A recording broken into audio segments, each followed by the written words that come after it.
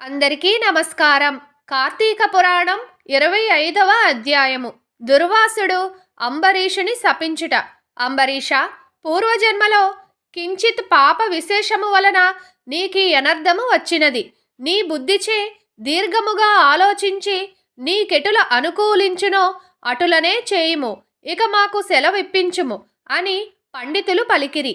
అంత అంబరీషుడు, ఓ పండితోత్తములారా, నా నిశ్చితాభిప్రాయమును ఆలకించి వెడలుడు.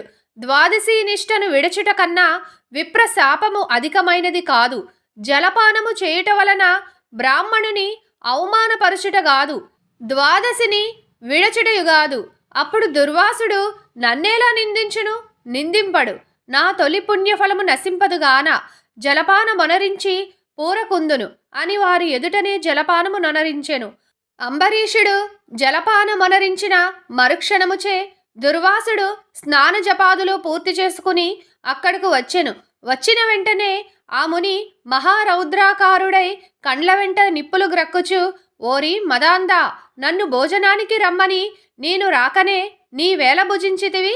ఎంత దుర్మార్గము, ఎంత నిర్లక్ష్యము, ఎంతటి ధర్మ పరిత్యాగివి!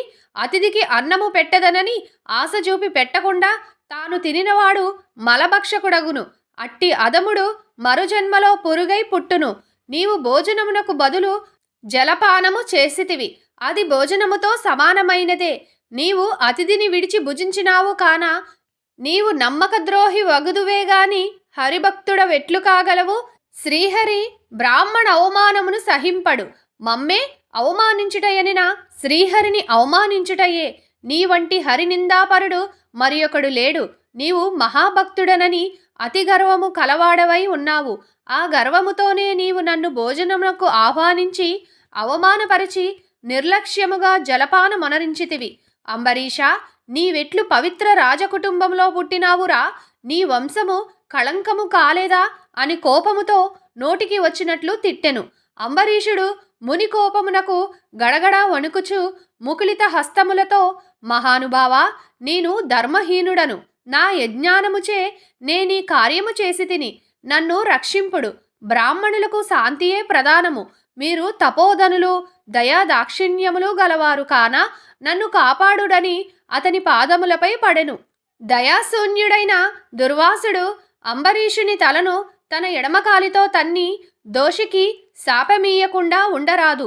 నీవు మొదటి జన్మలో చేపగాను, రెండవ జన్మలో తాబేలుగాను, మూడవ జన్మలో పందిగాను, నాలుగవ జన్మలో సింహముగాను, ఐదవ జన్మలో వామనుడుగాను, ఆరవ జన్మలో క్రూరుడవగు బ్రాహ్మణుడవుగాను, ఏడవ జన్మలో మూఢుడవైన రాజుగాను, ఎనిమిదవ జన్మలో రాజ్యముగాని సింహాసనముగాని లేనట్టి రాజుగాను, తొమ్మిదవ జన్మలో పాషండ మతస్థునిగాను, 10వ జన్మలో పాపబుద్ధిగల దయలేని బ్రాహ్మణుడవుగాను పుట్టెదవుగాక అని వెనుక ముందు ఆలోచించక శపించెను. ఇంకనూ కోపము తగ్గనందున మరలా శపించుటకు ఉద్యుక్తుడగుచుండగా శ్రీ మహావిష్ణువు బ్రాహ్మణ శాపము వృధా కాకూడదని తన భక్తునికి ఏ అపాయము కలుగకుండుటకు అంబరీషుని హృదయములో ప్రవేశించి, మునివర్య, అటులనే మీ శాపమును అనుభవింతునని ప్రాధేయపడెను. కాని దుర్వాసుడింకను కోపము పెంచుకుని శపించబోగా శ్రీమన్నారాయణుడు తన సుదర్శన చక్రమును అడ్డుపెట్టెను. ఆ సుదర్శనము కోటి సూర్యప్రభలతో అగ్నిజ్వాలలు గ్రక్కుచు దుర్వాసునిపై పడబోయెను. అంత దుర్వాసుడు ఆ చక్రము తనని మసి చేయునని తలంచి ప్రాణముపై ఆశ కలిగి అచటి నుండి బ్రతుకు జీవుడా అని పరుగెడెను. మహా తేజస్సుతో చక్రాయుధము దుర్వాసుని తురుముచుండెను. దుర్వాసుడు తనను కాపాడమని భూలోకమున ఉన్న మహామునులను, దేవలోకమున కరిగి దేవేంద్రుని, బ్రహ్మలోకానికి వెళ్ళి బ్రహ్మదేవుని, కైలాసమునకు వెళ్ళి పరమేశ్వరిని ఎంత ప్రార్థించినను వారు సైతము చక్రాయుధము బారి నుండి దుర్వాసుని కాపాడలేకపోయిరి. ఇట్లు స్కాంద పురాణాంతర్గత వశిష్ఠ ప్రోక్త కార్తీక మహత్యమందలి పంచవింశోధ్యాయము 25వ రోజు పారాయణము సమాప్తం. కార్తీక పురాణం 26వ అధ్యాయము. దుర్వాసుడు శ్రీహరిని శరణు వేడుట. శ్రీహరి హితబోధ. ఈ విధముగా అత్రి మహాముని అగస్త్యునితో దుర్వాసుని కోపము వల్ల కలిగిన ప్రమాదమును తెలిపి మిగిలిన వృత్తాంతమును ఇట్లు తెలియజేసెను. ఆ విధముగా ముక్కోపి అయిన దూర్వాసుడు భూలోకము భువర్లోకము, పాతాళలోకము, సత్యలోకములకు తిరిగి తిరిగి అన్ని లోకములలోనూ తనను రక్షించువారు లేకపోవుటచే వైకుంఠమందున్న మహావిష్ణువు కడకు వెళ్ళి, వాసుదేవ, జగన్నాథ, శరణాగత రక్షణ, బిరుదాంకిత, రక్షింపుము. నీ భక్తుడైన అంబరీషునకు కీడు చేయదలచిన నేను బ్రాహ్మణుడను గాను. ముక్కోపినై మహాపరాధము చేసి తిని. నీవు బ్రాహ్మణ ప్రియుడవు. బ్రాహ్మణుడైన భృగు మహర్షి నీ యురముపై తన్నినను సహించితివి. ఆ కాలిగురుతు నేటికిని నీ వక్షస్థలమందున్నది. ప్రశాంత మనస్కుడవై అతన్ని రక్షించినట్లే కోపముతో నీ భక్తునికి శాపమిచ్చిన నన్ను కూడా రక్షింపుము. శ్రీహరి, నీ చక్రాయుధము నన్ను జంపవచ్చుచున్నదని దూర్వాసుడు శ్రీమన్నారాయణుని పరిపరి విధములా ప్రార్థించెను.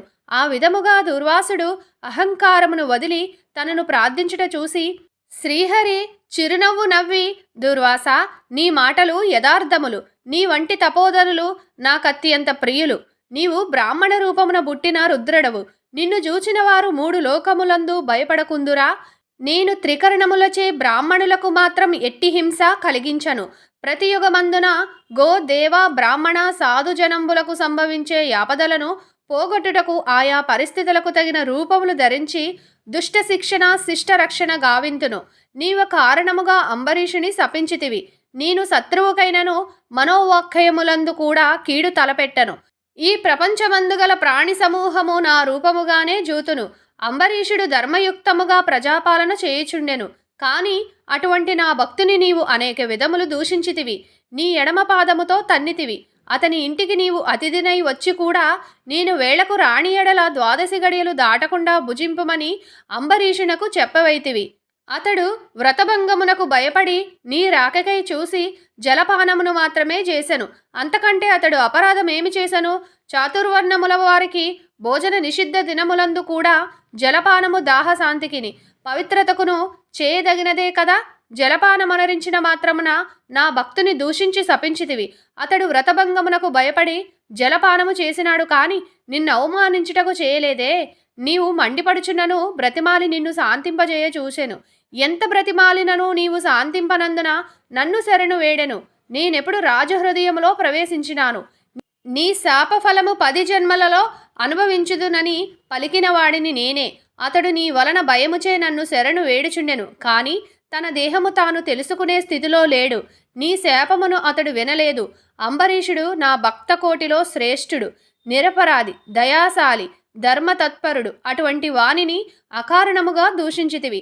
అతన్ని నిష్కరణముగా శపించితివి. విచారించవలదు. ఆ శాపమును లోకోపకారమునకై నేనే అనుభవింతును. అదెటులనినా నీ శాపములోనిది మొదటి జన్మ మత్స్యజన్మ.